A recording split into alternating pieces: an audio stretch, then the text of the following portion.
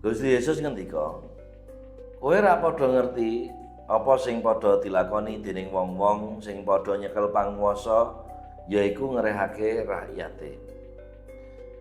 Para penggedene mau padha nindes marang rakyate, nanging kowe ora kena padha nglakoni sing mengkono kuwi. Malah kosok baline, sapa sing kepengin dadi gedhe dhewe ana ing antaramu, kuwi kudu dadi baturmu. Lan sapa sing kepengin dadi kuwasa dhewe, kuwi kudu gelem dadi batur tukon tumrap kowe.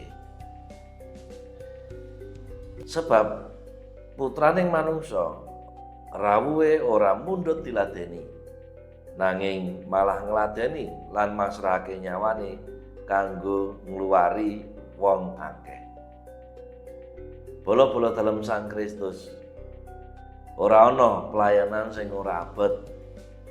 Kabeh pelayanan lan tanggung jawab ngadeni wong akeh, ngadeni pepadha kuwi pancen rekoso. Yen ora rekoso kuwi jenenge awake dhewe nindes utawa tukang merintah. Mula yen awake dhewe kudu rekoso ngladeni wong liya ya dihayati. Dadi pakaryane Gusti kang tresnani awake dhewe uga nganggo dalan sing kaya mengkono kuwi mau. Berkah dalem